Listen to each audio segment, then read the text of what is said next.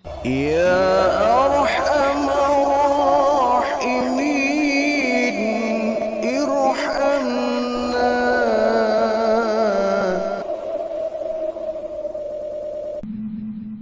Allah Subhanahu wa taala memberikan kita akal, memberikan kita alat fikir ini yang merupakan onderdil pembeda antara kita dengan hewan ya.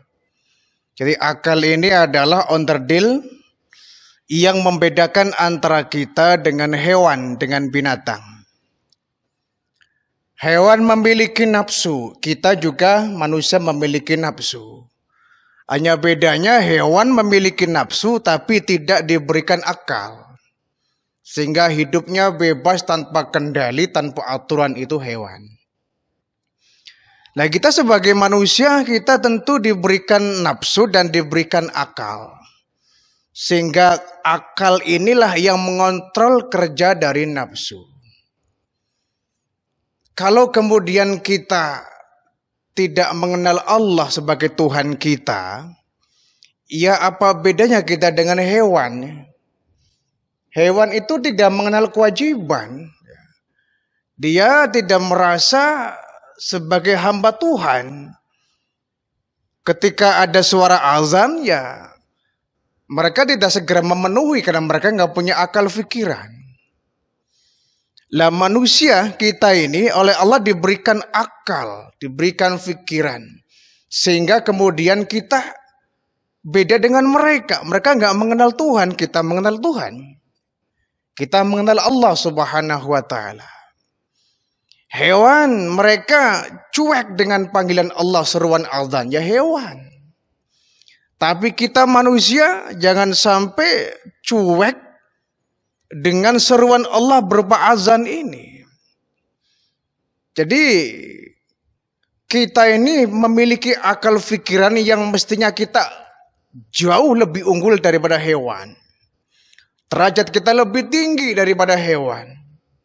Jangan kemudian oleh Allah kita dibalikan, ya, tsumma radadnahu asfala safilin. Jangan sampai oleh Allah kita dikembalikan dalam posisi yang rendah, bahkan lebih rendah daripada hewan. Jadi kalau kita nggak memberdayakan akal kita, tidak mempotensikan diri akal ini, tidak diasah akal ini, maka kita hidupnya akan seperti hewan. Bahkan akan diperparah posisinya, tsumma radadnahu asfala safilin, di tempat yang paling rendah. Ya. Sehingga kemudian Allah berfirman, innas sardawabi indallahi summul bukmul ladzina la ya'qilun, kata Allah. Sesungguhnya makhluk Allah yang paling, yang sara, yang paling rendah, yang paling buruk, makhluk Allah yang berjalan. Dawab ini makhluk yang berjalan, ya. Inna sarad dawab, sesungguhnya makhluk Allah yang berjalan tetapi dia sangat buruk. Indallah, dalam pandangan Allah, adalah summul bukmul ladzina la ya'qilun. Ada 3 kriteria. Yang pertama summul, mereka yang tuli, bukmu, bisu, la ya'qilun, dan mereka tidak menggunakan akalnya. Ada 2 kata, summul, bukmu, ya. Mereka tuli dan mereka bisu. Yang dimaksud di sini bukan tuli dan bisu pada sebenarnya, ya. Bukan tuli telinganya, bukan bisu mulutnya. Kalau kemudian orang yang tuli dan orang yang bisu mereka adalah makhluk Allah yang paling buruk, ya kasihan mereka yang memiliki fisik yang tidak sempurna, ya. Jadi summul bukmul ladzina la ya'qilun, yang dimaksud adalah mereka orang yang tuli, mereka orang yang bisu dan gak berakal. Itu mereka orang-orang yang tidak menggunakan akalnya untuk mengenal Allah. Tidak digunakan potensi akalnya untuk mengenal pribadinya, bahwa dia seorang hamba yang wajib menyembah kepada Allah Subhanahu wa taala. Pendeknya, inna syarrad dawaba indallah itu. Orang yang paling buruk, makhluk yang berjalan tapi paling buruk itu bukan hewan, itu bukan binatang, bukan kucing, bukan kerbau, bukan kambing. Kalau mereka jelas ya. Mereka makhluk rendah, hewan itu makhluk rendah. Sehingga mereka tidak dikenai kewajiban untuk melaksanakan ibadah. Kalau mereka rendah ya itu wajar. Tapi yang lebih rendah daripada itu adalah summul bukmal ladzina la ya'qilun. Mereka orang yang tuli, mereka orang yang bisu dan tidak menggunakan akalnya. Sekali lagi bukan tuli dalam sebenarnya ya. Kalau kemudian orang yang tuli, orang yang paling rendah derajatnya, kasihan dong. Saudara kita yang memiliki keterbatasan pendengaran, mereka orang yang paling rendah dong. Orang yang paling buruk dong, bukan. Bukmu, orang yang bisu, ya bukan berarti bisu pada yang sebenarnya. Kalau bisu, orang yang bisu kepada orang yang paling rendah dalam pandangan Allah, kasihan dong mereka orang yang dari kecil bisu. Ya. Tetapi yang sebenarnya adalah bukan tuli dan bisu aslinya, tetapi mereka adalah tuli dan bisu atas seruan Allah Subhanahu wa taala. Ya'qilun, mereka enggak berakal. Mereka mentulikan diri, kupingnya enggak tuli, kupingnya enggak budeg, tapi dia mentulikan diri. Jadi saat ada suara adzan berkumandang, dia seolah-olah enggak mendengar ini. Suara adzan berkumandang, hayya 'alas shalah, hayya 'alas shalah, hayu salat. Tapi kupingnya itu mendengar. Tetapi mereka kemudian mentulikan diri, berpura-pura tuli. Berpura-pura tuli yang akhirnya Allah tulikan hatinya. Sehingga dia tidak mampu mendengar seruan dari Allah. Pintu hidayah ditutup. Nah, ini yang repot. Ya. Jadi jangan kita merasa belagak tuli. Ya. Ketika ada kiai-kiai kita, ulama kita berdakwah menyampaikan ajaran Islam, menyampaikan nasihat Al-Quran, nasihat baginda Rasul dalam hadisnya. Ada orang yang alergi dengan pengajian itu ada. Bahkan mohon maaf kadang-kadang rumahnya depan masjid. Kadang-kadang rumahnya samping masjid. Cuma ada pengajian dia nggak mau hadir. Iyalah kalau nggak mau hadir kemudian dia mendengar dari rumah. Kadang-kadang tidak. Ada pengajian dia tetap ya, dengerin musik. Asik dengan handphonenya. Asik dengan TV-nya. Sehingga ulama menyampaikan nasihat yang berarti untuk kita nggak didengar. Ini namanya summul, orang yang tuli. Dia cuek dengan peringatan Allah. Dia tidak peduli dengan ajakan untuk melaksanakan ibadah. Ini kan orang yang tuli. Sehingga kita bersyukur kepada Allah. Ya, kadang-kadang rumah kita jauh dari masjid. Tapi ketika adzan berkumandang kita kemudian bergegas mengambil air wudhu, kita berjalan dengan jarak yang cukup jauh ke masjid. Kadang-kadang hujan kita menggunakan payung demi apa? Memenuhi panggilan Allah, seruan Allah melaksanakan sholat. Ini lebih baik daripada rumahnya dekat masjid. Dia mendengar paling keras suara azan. Tapi memang kalau namanya hidayah ini adalah urusan Allah ya. Hidayah ini yang menggerakkan kita sebetulnya.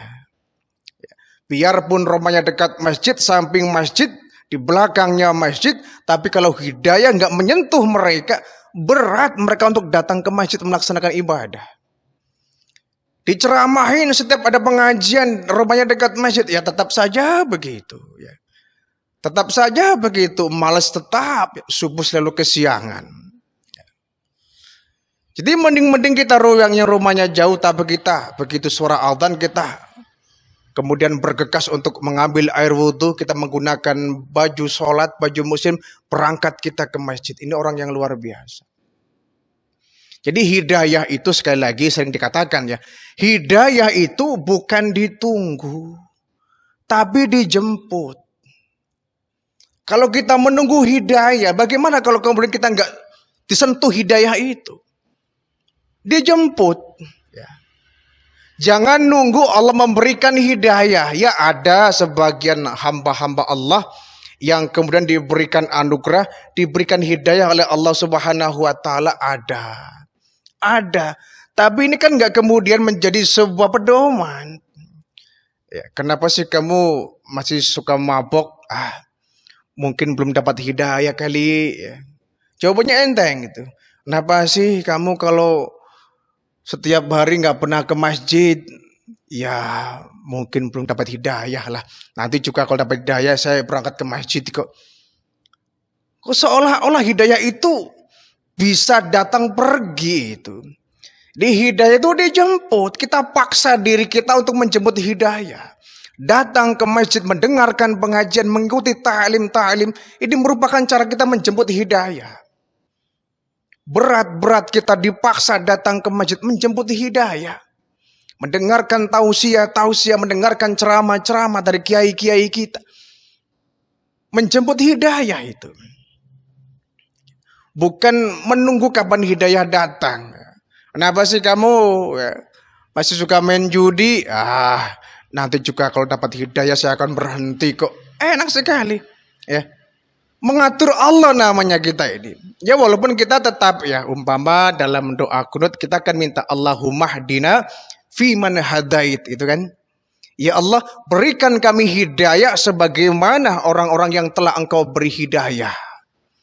Ya kita bukan ngatur Allah, kita minta kepada Allah ya. Minta dengan ngatur kan beda. Ya. Apa kalau kita berdoa itu ngatur Allah? Bukan, kita minta itu. Perkara Allah mengabulkan atau tidak itu hak prerogatifnya Allah. Itu di luar kemampuan kita, di luar ya kendali kita. Itu haknya Allah Subhanahu wa taala. Jadi kita Allahumma hdina fi man hadat, ya Allah berikan kami hidayah. Padahal kita sudah sering melaksanakan sholat.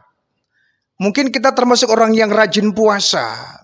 Mungkin kita termasuk orang yang suka menderma, suka bersedekah. Bahkan mungkin kita sudah pernah haji, umrah, datang ke Baitullah. Melaksanakan ibadah haji. Tapi tetap kita minta, ya Allah berikan kami hidayah. Artinya kita minta kepada Allah, ya Allah jagalah hidayah kami. Tetapkanlah kami tetap mendapat hidayahmu itu. Jangan sampai hidayah ini lepas dalam diri kita. Apa bisa terlepas dari kehidupan kita? Bisa itu. Berapa banyak orang yang dulunya ahli ibadah, ahli melaksanakan sholat, tapi kemudian di tengah jalan dia berbalik. Dia meninggalkan sholat, dia meninggalkan puasa, bahkan dia meninggalkan agamanya, banyak gitu. Para murtadin itu, mereka kan berarti melepas hidayah. Sudah Allah berikan hidayah, mereka lepas itu. Mereka melepaskan diri dari hidayah. Ya. Makanya mohon maaf ya istilah kafir dalam Islam ini ya, itu bukan istilah kasar itu. Al-Quran ketika menggunakan istilah kafir itu menggunakan istilah yang paling halus. Kafir ini kan artinya orang yang menutupi. Secara bahasa, kafir itu menutupi, menghalang-halangi. Jadi orang kafir ini adalah orang yang menghalang-halangi hidayah. Menutupi dirinya dengan hidayah. Kalau kafir ini bahasa kasar, Al-Quran berarti kitab yang menggunakan bahasa kasar itu. Al-Quran bukan kitab kasar. Al-Quran adalah kitab yang di dalamnya menggunakan bahasa-bahasa halus dan sopan.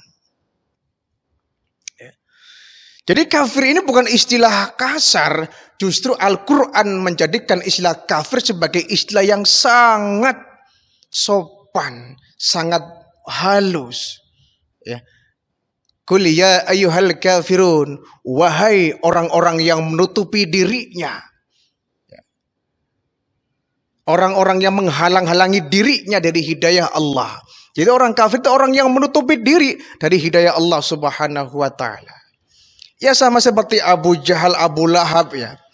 Abu Jahal, Abu Lahab pernah satu hari mereka berdua ini kagum dengan bahasa Al-Quran. Nabi membaca Al-Quran tuh Abu Jahal itu mengakui betul bahwa bahasa Al-Quran itu betul-betul indah. Dan isi Al-Quran itu begitu dalam. Itu diakui oleh Abu Jahal, Abu Lahab. Mereka sebetulnya tahu bahwa yang disampaikan oleh baginda Rasul itu benar, sesuatu ajaran yang benar. Tapi Abu Jahal, Abu Lahab menutupi diri mereka.